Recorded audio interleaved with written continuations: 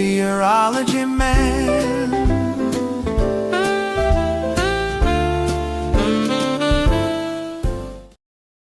Hey, good morning, everyone, and welcome to UroNurse. I'm your host, Vic Senese. Glad to have you on board here. As I'd mentioned before, I'm vacationing in Florida, so it's nice and warm here. I know a lot of you are expecting some pretty cold weather, so stay bundled up if you are and stay safe. Hey, we got a great show for you, but if this is your first time checking us out, be sure to check out our website at uronurse.com, the best place to go to view all of our past episodes. Also, a chance to look at the sponsors for the show takes you right to their websites, and all of our other podcasts are linked in, all at our uronurse.com website.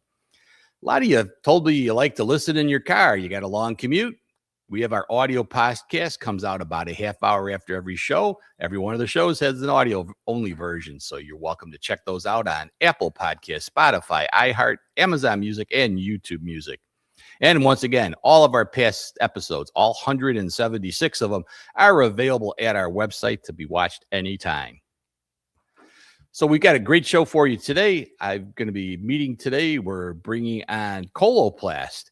We're diving into some meaningful updates for clinicians, reimbursement specialists, and anyone invested in improving patient outcomes. We're going to be focusing on Coloplast's newest advance in micro-hole zone design. Innovations that are changing the way we think about comfort, drainage, efficiency, and catheter performance. These design improvements aren't just about engineering. They impact everything from infection prevention to patient quality of life. But we're not stopping there. We're going to also break down the latest in ICD-10 coding updates, unpacking what they really mean for documentation, billing accuracy, and appropriate reimbursement. So whether you're on the front lines of clinical care or part of your organization's reimbursement team, today's topic is going to help you stay current, compliant, and confident. So stick with us, because understanding these advancements and coding changes can make a measurable difference in how care is delivered and reimbursed. So let's get started. I'll bring in the great Coloplast team right now. Hey, welcome, everybody. Welcome to the show. Hey, Vic. Good to see you. Thanks for having us today. Yeah, great. I'm going to let you guys give your own introductions so that people know who you are. Anna, why don't you start off and let us know where you're from and what you do? Yeah. Hi, everyone. Anna Markowitz. And as Vic mentioned, I am in the snow state. So I'm in Chicago. So we have a lot of snow. It's very cold. I wish I was in Florida. But my background, as far as my career goes, is market access, payers, reimbursement for over 15 years. So that's kind of what I focused on. I've managed, various responsibilities and had different roles globally and just within the U.S. I've done some global end user surveys for catheterization, for ostomy users, really looking at quality of life for individuals that use those products. I serve on many industry councils, patient organizations, national patient organizations, DME associations, etc. And currently, I'm a senior manager of payer relations at Coloplast. Very happy to be here. Thank you. Yeah, welcome to the show. Jessica, give us an introduction. Hey, good morning, everybody. My name is Jessica Kenney, and I'm the Senior Brand Manager at Coloplast. So a little bit different than Anna, I'm on the marketing side. I've been at Coloplast for a total of almost 6 years, and always in the urology continence care space. So very familiar with intermittent catheters, and that's why I'm here to talk also about Luja. And unlike Illinois, I'm in Minneapolis, and I have you beat. It's even colder. It feels like temperature right now is negative 24. And it's going to get colder, I think, actually, as the day goes on. So we're going to stay inside. You're the winner for the coldest weather, that's for sure. I wish I was in Florida. Yeah, kind of glad to be here myself. Hey, Molly, go ahead and give us a little information on you. Yeah, good morning, everyone. I'm Molly Petrie. I'm a clinical specialist at Coloplast. So my background is in nursing. I also have a degree in health promotion and health education, and I really have a passion for teaching. My background is specifically in pediatric urology, where I was the lead nurse of the urology division at Children's Hospital of Los Angeles for a number of years. And I really fell in love with the patient population during my time there and saw the actual difference Coloplast actually made firsthand in my patients' lives. So I wanted to reach people on a larger scale and work more with HCPs, having those clinical conversations. So I came on over to Coloplast, and I'm super excited to be here to talk to Lucia, the clinical evidence behind it, and Great. just be with all you guys. Yeah. And I think you're the winner for the warmest weather. Winter, yes. Definitely a little warmer than, 30 degrees or anything below 0. Yeah. All righty. Well, I'm going to switch over to your slides and let you guys take it away.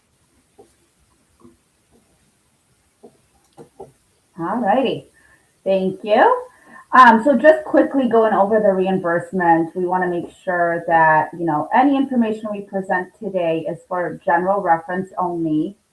The information does not intend to replace any advice you receive from your own internal or external insurance or reimbursement experts or your legal counsel. All right, so first we're going to talk through the new HCPCS codes and the billing, and then we're going to get to the exciting Lucia stuff. So bear with me. I know reimbursement is not everybody's favorite topic.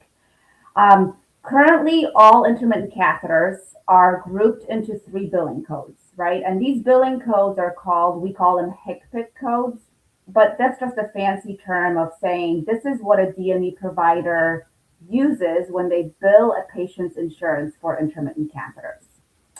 HCPCS codes are not specific to a brand or a manufacturer. They are more so think of it as a category of product with similar features, right? So your first category that we have, as it is right now, is A4351, which determines if the catheter has a straight tip, right? So these are all catheters that have a straight tip. They can be red rubber, they can be gel, they can be hydrophilic, they can be silicone. As long as the tip is straight, they're put in this A4351 HCPCS code category. The second category is A4352, and these are your bent tip or coude tip catheters. And again, what they're made out of does not impact the billing code. So anything from red rubber to hydrophilic falls into the same A4352 category as long as the tip is bent. And then finally, we have A4353. These are your closed system catheters. Sometimes they're referred to as no-touch types of systems. So they will often have a sleeve, like a protective sleeve over the catheter. They'll have a collection bag, maybe attached. Maybe the collection bag is separate. They'll come with gloves, drapes, antiseptic wipes, and those are your kits. There are over 1,300 products in these 3 HCPCS code categories. Again, 1,300 products. That's a lot of products to be constrained into just these 3 HCPCS codes. And anything ranging from red rubber, which was developed in the 1800s, to a hydrophilic catheter, right? So needless to say, there's just not enough product differentiation within each category. And really, the codes don't really appropriately describe the advancements in catheter technology that we've had, all the developments that happened throughout the years. So, therefore, if we can go to the next slide, please. Yep. Therefore, starting in January of 2026, we will have new HCPCS codes for intermittent catheters, specific to only the hydrophilic catheters. So this is a huge deal, right? Like for Coloplast, for all catheter users, for all clinicians, this is a huge deal that Medicare or CMS has finally realized and are recognizing the clinical benefits of hydrophilic intermittent catheters. So they are going to create 3 new HCPCS codes that will differentiate the non-hydrophilic catheters and hydrophilic catheters. And those will now be billed with separate HCPCS codes. New hydrophilic codes will also help to ensure patient choice and clinician choice, right? So both of that will get pulled through on the end, and patients will be able to receive, or end users will receive, the product that is being prescribed to them. And while, we are very excited about this positive change, I just want to reiterate that this is a coding update, a coding change, not a coverage change. So nothing changes with the catheters, nothing changes with Medicare coverage. It's just how they are billed. And I'll go over quickly these 3 new HCPCS codes. So as of January 1, all hydrophilic catheters will have to get billed with new HCPCS codes. A4295 is your straight tip hydrophilic catheters. A4296 is your coude or bent hydrophilic catheters. And A4297 are your closed systems that come with the hydrophilic catheters. The codes that I mentioned just a couple of slides ago will stay in play. However, their description will change. So all non-hydrophilic catheters will get billed with the codes that we went over earlier, and then hydrophilics would get billed with these new ones. Awesome. Thank you, Anna. I know it's not always the most exciting topic to talk about billing codes, but it is really important. So I think the biggest takeaway here on the new codes is for your patients to remain on the hydrophilic catheter that you prescribed, they're going to need to have an updated prescription to receive their product in 2026, which is very soon. It's just a couple weeks away. And on the prescription, we just need to make sure that it includes the word hydrophilic or the brand name and item number and have that be on the prescription. So the more specific that you can get, the better. And that will work actually in 2025, so still this year, and in 2026. And just to reiterate what Anna reviewed, this is just a billing update only. The catheter itself isn't changing, but getting those updated scripts is pretty important. And actually, let me go back to here. So you should actually start receiving renewal scripts from your suppliers now. I mean, we've heard in the market that other people have started getting them even like September, October. You might see it gear up a little bit more as we get towards the end of this year. But we definitely need to make sure that your patients have that updated script, or they may not get the hydrophilic catheter that you prescribed. So we do have a couple of resources for you. We actually have a website dedicated for end users and a website dedicated to clinicians. So on the left-hand side here is for end users. It's coloplast.to/keep your catheter. And for HCPs, it's coloplast.to/new catheter codes. And also, if at any point you're told that your patient cannot receive the hydrophilic catheter that you prescribed, please call us, call Coloplast Care, and we can absolutely try to help you. And I think that's our last slide here for the HCPCS codes. I think we want to transition and talk about Luja. So we talked a lot about hydrophilic coating, and at Coloplast, we actually have our triple action hydrophilic coating technology on all SpeediCath catheters and on our newest line of intermittent catheters, Luja. So Luja has a microhole zone technology, and it's really changing the paradigm for bladder emptying. And with that, I'm actually going to pass it off to Molly, and she can go into more depth on Luja. Thanks, Jess. All right, we'll go to the next slide. So if we kind of look back in time, we first had a first generation of catheters, right? These were uncoated single-use catheters where you maybe saw in our portfolio self-cath be primarily sold throughout the US. But we're constantly evolving and innovating, and we're really passionate about that at Coloplast.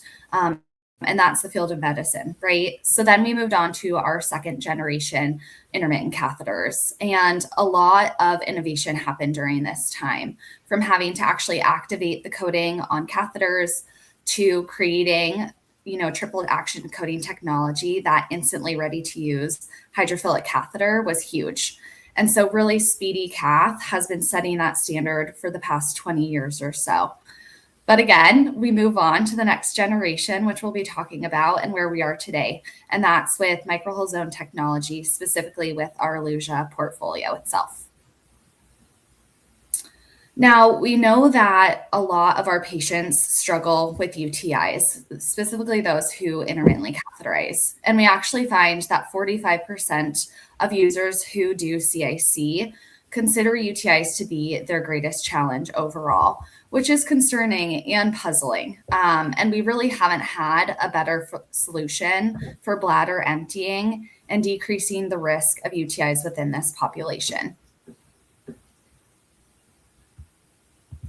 So Dr. Kenney, who is actually a urologist out of North Carolina, and a couple of his associates really looked at the UTI risk factors in this population because there were no clear guidelines on CIC and UTI prevention.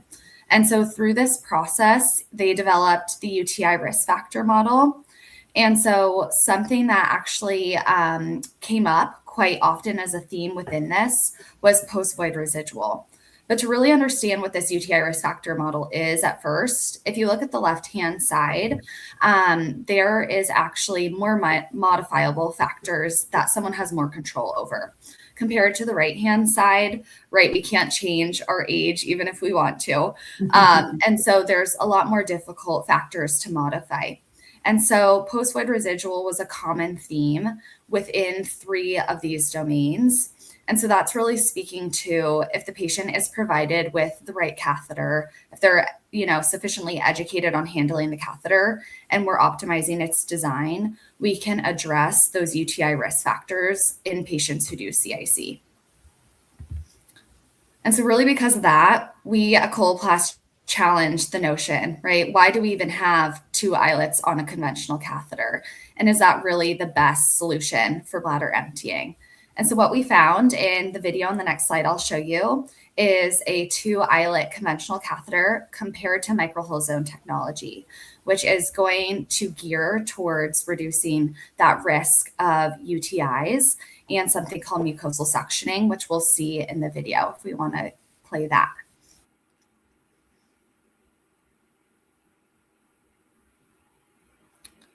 So you can see the conventional eyelet catheter on the left-hand side, and it's emptying the bladder. And all of a sudden we see that urothelium actually gets sucked into the eyelets. And I always think about what the patient is feeling in this moment, right? And so we actually see a flow stop. They have to reposition the catheter for the flow to go again. Compared to the right side where we see Luja with microhull zone technology, where we see that reduced mucosal suctioning. And so that allows for one free flow of urine. And that way the patient actually doesn't have to reposition the catheter when doing CIC itself.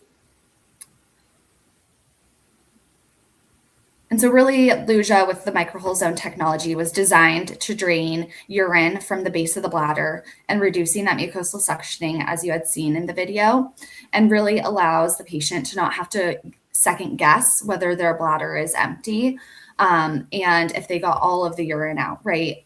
Because they may have experienced that flow stop and having to reposition the catheter itself. So at Coloplast, we're really big on listening and responding. We're also really proud of the clinical evidence behind our products. And so we actually did a gland model, which you can see here. And so the purpose of the gland model was actually to examine that mucosal suctioning in a visual exam as well as a histological exam. So what happened was there was a water chamber that was actually set to replicate abdominal pressure, and a 2 eyelet conventional catheter was inserted. And we then took actually porcine bladder tissue and examined that with the 2 eyelet conventional catheter compared to Luja with the microhull zone technology. And you can see by the naked eye in the images on the left that we see some of that, I like to call it a love bite, on the actual urothelium. Compared to with Luja, we see that significantly reduced. And if we look up that really even more closely, right, under like a histological exam, on the left-hand side, I like to call this a purple pathway, where the outer layer of the urothelium is intended to be intact. However, after coming in contact with the 2 eyelet conventional catheter, we see that that purple pathway is disrupted. So that can cause potential trauma to the actual urothelium itself. Whereas we see with Luja and microhull zone technology on the right-hand side that that purple pathway stays more intact, right? Because we've reduced that risk of mucosal suctioning. And so the urothelium is allowing itself to continue to be a barrier to the urine and harmful pathogens within the urine itself. And so really Luja is not only designed to empty the bladder, right, completely, but it is also designed with keeping sediment in mind. And so the micro holes on the Luja catheter itself are actually 400 micrometers. And so really we wanted to look at this as well in terms of sediment. And so there were 3 randomized crossover clinical studies that looked at the performance of microhole zone technology and a 2-eyelet conventional catheter in terms of sediment. And it found that most sediment in the urine was around 50 micrometers, with the largest sediment reaching 200. So this is evident that with 400 micrometers itself, it can drain those larger sediment pieces if it's around 200 micrometers.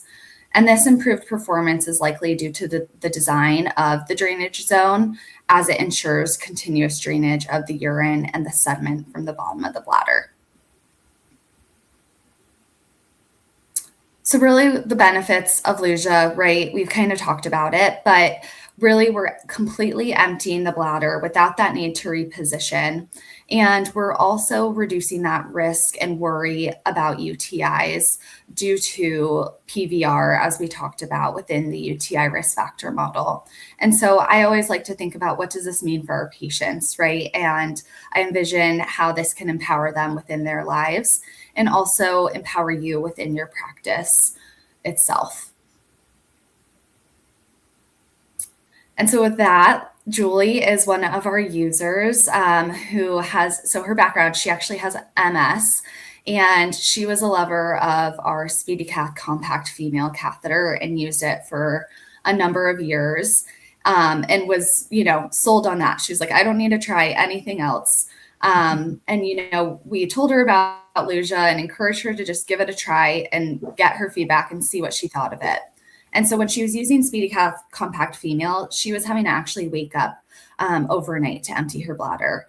And ever since she's actually switched to Luja, she doesn't have to wake up anymore overnight because she can have trust that she's completely emptied her bladder. And I think that also speaks to what I kind of just touched on, right? What does this do for our patients in their lives?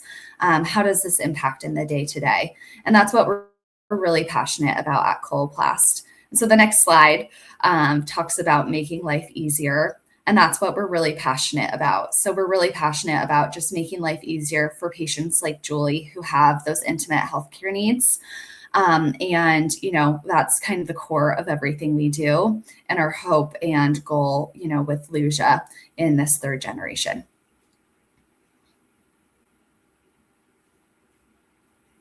Here's some important safety information just on Luja itself. I won't read it off to you, but we thank you for the time. We're happy to answer any questions and are just happy to be here and connecting with you all.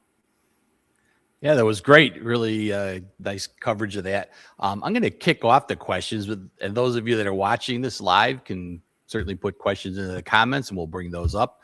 I see a lot of people on X today, which is great. Unfortunately, the questions you can't use the comments from X. I guess Elon doesn't want to allow it.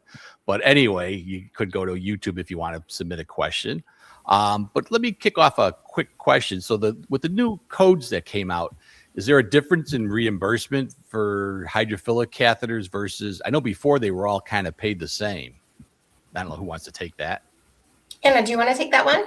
Yeah, sure. So as far as Medicare goes, there is no differentiation in reimbursement.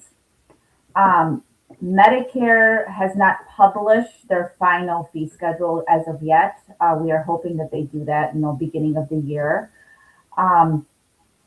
But we do get a lot of questions about why isn't there a different reimbursement scale for hydrophilics versus not? So I guess I can just, what has happened is when a HCPCS code or a billing code is broken out. So we already had established codes for catheters, and they were just kind of broken out because of the feature, because of the hydrophilic coding. CMS doesn't have a mechanism to assign different pricing going up or down. So it's kind of a protective clause as well. It's a pricing regulation where they just don't have a mechanism to adjust the pricing up or down because the code is being broken down. What that's going to look like in the future, we're not sure yet, but that's something that, we're continuously looking into and discussing with CMS. Good. So then it's important that you, when you're writing the prescription, mark down that you want a hydrophilic. Yes. Yeah, that's really the key, Vic. is we want to make sure that they write hydrophilic on the prescription. And then that's going to work today. That'll work next year. And that will make sure that your patients get the catheter that you prescribed. And is there any difference between the Luja as far as coverage or cost or to the patient if they decide to go with the micro hole technology? Nope, not at all. That's a really good question, Vic. Yeah. Luja is going to be the exact same as any other hydrophilic catheter. So whether it's SpeediCath Compact Female, Luja Female, they're all grouped in that same now new hydrophilic billing code. So there's no difference there. Great. And you know, I heard Dr. Kenney give the talk at SUNA about the Luja technology, and it really kind of piqued my interest. Of course, I've been doing this for 40 years, and you know, I've taught patients self-cath for that time. And you know, it's important to try to keep up with the latest technology. I'll admit I was resistant to going to even hydrophilic in the beginning. I just felt like it was too messy and wasn't a great advantage. And finally, one of the reps, who was a friend of mine, I'd known him for years, got involved in working for a company with catheters and said, "Would you just try it?" And I did. And I'm like, you know, actually, this is more slippery to use the hydrophilic catheter. So I was a conversion at that point. But the Luja, I'm mispronouncing it, I'm sure, catheter with the holes, it that's another different step that people may not realize. And couple weeks ago, we had Todd Thompson on the show. He's like the guru of catheters, and he was talking about the natural microbiome and how a lot of the problems with urinary tract infections is breaking down that lining that we all have in our bladder. So maybe one of you could address how that Luja actually really improves that problem, decreasing infections. Who's going to take it? That one? Yeah, I'll take it. Yeah.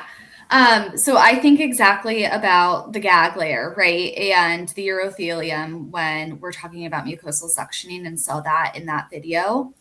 And so we saw in that video as well, right? When mucosal suctioning is happening, that became quite angry and red when using the 2 eyelet conventional catheter. So thinking about what that is doing to the urothelium, you can actually see in the video itself, small little particles that kind of do look like bladder tissue. And so, you know, drawing upon that, right, and thinking about what that does if a patient is catheterizing, you know, 4 to 5 times a day, that's quite often, right, and potentially breaking down that barrier in the urothelium. And so if we're really, you know, if we don't have that protective mechanism and that layer, we're going to be more susceptible to harmful pathogens within the urine, and that, you know, can be penetrating further into the layers of the bladder, putting someone at a potential risk of UTI. Also, it goes with, you know, complete bladder emptying. So because there's mucosal suctioning, a patient may think that, you know, their bladder is empty. And so they remove the catheter because they've seen that flow stop, when really there may be 60 cc's or more or less in the bladder. And that proliferates over time. So if we have the mucosal suctioning mixed with that, that's just a big concern, right, overall. So it's really important to be addressing that and addressing complete bladder emptying while also reducing that mucosal suction to protect the inner lining of the bladder, while also making sure that we are removing any harmful pathogens that may accumulate over time as the urine kind of produces and sits there in the bladder itself. Yeah, that makes a lot of sense. And I did get this question here. Is there actual evidence? Has there been some reports to kind of prop up that this is actually happening, that with this multiple islets, that it decreases trauma? Yeah, so we actually... Yeah, I can take this one too. Yes, there was actually a clinical study on 2 eyelet conventional catheters compared to Luja as well. And so the users within that study had actually tested the conventional eyelet catheters, and they had then done an analysis as to whether mucosal suctioning occurred. And so over 45 times, out of those 45 times, mucosal suctioning occurred 44 times out of that. Wow. And so that's quite significant, right? And so that was significantly reduced when looking in comparison to Luja itself. Yeah, great. Another question that came in here. How does this technology perform in challenging scenarios like low urine output, sediment, or hematuria? I can take that one as well. All right, Yes. Molly. So in challenging scenarios, if they have a low volume of urine in the bladder, the catheter is designed to drain from the base of the bladder. So that microhole zone it's a couple of inches, right? It varies from Luja female to male, but there's that zone that drains from the base of the bladder. So instead of inserting a catheter and the two conventional eyelets are, kind of towards the top of the bladder, and then you're having to withdraw back on the catheter to get the urine from the base of the bladder, Luja is designed to drain from the bottom of the bladder itself. So it should, drain that urine that's sitting at the base. Same thing with the sediment. So most sediment is ranging from 50 to 200 micrometers at the largest. Usually, it's not visible to the naked eye. And Luja's microholes are 400 micrometers. So that is larger than the average sediment seen in, someone's average urine analysis itself. Makes sense. And hematuria, I mean, that's going to be a problem no matter what. I'm not so sure a blood clot's going to fit through anything. Exactly. Yeah. All right. That's great. I did see another one come here. Oh, let's see. What feedback have you received from nurses and patients since introducing the newer design? So somebody out there in the sales land want to address what they're hearing from I can take that one, Vic. Right. So the feedback has been very positive across the board from end users and clinicians. I think when Molly asked the question about why do catheters have two eyelets, nobody can really answer it, right? And then when you start thinking about it and you see how the bladder just nicely collapses around Luja, how it fully drains it. And from an end user standpoint, I mean, the feedback that we're getting has been super positive. So a couple things that we didn't include in the deck, but for men, it's about 45% faster to drain. So the actual speed is faster, which helps with compliance. And then with women, there's actually no discomfort with Luja female because there's not that pinching that's going around. So especially end users are giving really positive feedback. And then also just the confidence to know that their bladder is empty, right? And knowing that and being confident with that as they go about their day. And I don't know if any of you have a actual catheter kit with you that you can show, but I think the packaging is a big deal for a lot of people out there. Yeah, I didn't bring any home with me, and I should have. I don't know, Molly, do you have any with you? I do. Yeah, if it's okay, I can go grab some. Yeah, I think it'd be nice to have. We have a lot of people that are non-professionals that are in the audience that watch this, and one of the things that I always get a complaint from patients is I don't want something that looks like it's a catheter, so they want to conceal it. They don't want it, and they got to dispose of it. So maybe they're in a public restroom and they're walking out with something that looks like a catheter. And I think that you guys did a good job of kind of disguising yours in the who knows what it is. So yeah, Mal, do you want to go grab it? Yeah, I'll be right back. Okay, I'll talk about it while you go. So, Vic, our products are made to be discreet. So we always think about the end user in mind and for them to be out and about and have a product that doesn't look like a catheter so they're not embarrassed. So when Molly comes back, you'll see Luja female is about this big, and it's made to look more like something that a woman might have in their bag. The packaging is made to be discreet. It's light gray. It kind of blends in. Nobody's going to know what it is when they see it in their purse or their bag. And then for men too, you'll see with Luja Coude, it's actually compact. So there's two different sizes. There's the standard size, which is about this big, and then the pocket size, which is probably about this big, and it's in a loop. But again, it's gray. It's designed that you could put it in a pocket, put it in a bag. You're not going to know what it is. And compared to let's say you were using a standard Coude, which is the packaging sometimes is about this long, right? This is discreet. Yeah. You couldn't get it in your pocket. That's for sure. Exactly. All right, Molly, you're up. All right, Molly's back. This has been open just because I have done demos with it, but this is kind of the packaging for Luja Coude in the smaller compact size that's the pocket size. Yeah, exactly. And so then I actually have the product here. So it can come twisted, and then it actually just comes in this nice ring, as opposed to, some catheters are just this long stick.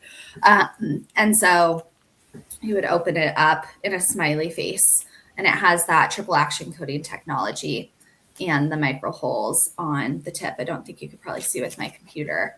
But really nice. There is a dry sleeve on there. So as you can see, Molly was holding it. So it actually has a dry sleeve, so you can touch it, hold it. If you would drop it, you don't have to worry about contamination or anything like that. And it's nice, it's dry, so you don't touch it. You insert your fingers it. Don't slip as you're trying to push it in. Yep, exactly. So they would insert it, and then when they're done, they can close it back together, and then all the urine stays in the sleeve, which is super nice. And then they can just dispose of it. Yeah. And you can also attach some extension tubing or a drainage bag if needed to both of Luja catheters itself. And then I have the female here, so really nice and compact. If you can see how I'm holding it. So you can just put it right in your pocket and no one will really notice what it is. May think it's an eyeliner, right? Or some kind of makeup. And then you kind of just pull it and wiggle. And then there's it as well. Yeah. Yep. So they're instantly ready to use with that triple action coating technology, and then with the micro hole zone technology too. Yeah. And that's a big point because, like I said, I was slow to come around to hydrophilic, but you always had to bring lube and your catheter supplies. Yeah. So you're really, if you're in a public bathroom, you're really kind of at a disadvantage where these products are ready to go. Wash your hands, go into the bathroom, and you can utilize them. And most importantly, no one knows you're doing it, which is the whole key. I know, everybody kind of feels bad if they, have. I don't know why, when they were first making self-casts, they never thought about that. But it was a long straight package that you could see the catheter in. It's pretty obvious that you're carrying something around, and the trauma of being a kid, and if you have to use these things, is just unthinkable. I know, the kiddos. That's actually a good point, Vic. Actually, Luja Coude and Luja Female actually both have pediatric indications as well. So they are available for kiddos too. All right, good. And for our healthcare workers out there, if they don't have it in their office or want samples, there's some way to get those. Yeah, just reach out to Coloplast. We have reps all across the country. So if you don't have any product samples, just reach out to us, let us know, and we would have a rep stop by and drop off samples for evaluation for you. All right. Well, great. I don't see any other questions coming in. So any other comments anybody wants to make before we move on to the end of the show? I just thank you for letting us come. I know, especially both of these are super important, both the billing codes, the new HCPCS for the hydrophilic HCPCS codes, and then also getting to talk about Luja. So thank you so much. Yeah. I'm glad. I actually was trying for the longest time since I had heard Dr. Kenney talk to try to get someone to come and do some talk for UroNurse to have this out there because it's important. It's really, for me, it's a life changer for patients to be able to not have to walk around with a catheter. I made it my goal was to always try to convert people that had to have a catheter into intermittent catheterization. I had one holdout who wouldn't do it. And the guy said, hey, it's just more convenient. I don't have to ever worry about it. Just empty the bag every, 6 hours or so. He was happy. What can I say? Right. All right. Let me see. We got some comments coming in. I'll just share those. Thank you. Good information. All right. And next week on UroNurse. In this powerful and uplifting episode, host Vic Senese sits down with women's pelvic health expert, Doctor of Physical Therapy Neeraja Suryawanshi, to explore how women can rebuild. In this powerful and uplifting episode, host Vic Senese sits down with women's pelvic health expert, Doctor of Physical Therapy Neeraja Suryawanshi, to explore how women can rebuild, restore, and thrive at every stage of life. From core stability and pelvic floor strength to intimacy, continence, postpartum recovery, and holistic well-being, This conversation gives women the tools and confidence to reclaim their bodies and transform their health. Dr. Suryawanshi breaks down what really happens to the pelvic floor, why symptoms often go unaddressed, and how the right therapeutic approach can change everything. Join us on December 20th at 9 a.m. Central Time to learn more. There you have it. Join us next week. We're going to have a physical therapist on to kind of talk about the things you can do to help improve your bladder function. So it'll be looking forward to that. Hey, it's been great having everybody on the show today. Bear down, get ready for that cold that you're going to get if you're not living in California or Florida right now, because the rest of the country, I think, is going to get whopped. But anyway, it's been a great show and really enjoyed having everybody on. And we'll talk to you all later. Bye-bye for now. Bye. So here's to the mornings, the coffee, the monitor glow, to the wisdom he shares and the folks that he knows. Saturday is special when Vic's on the stream with 40 years of knowledge and a head full of dreams.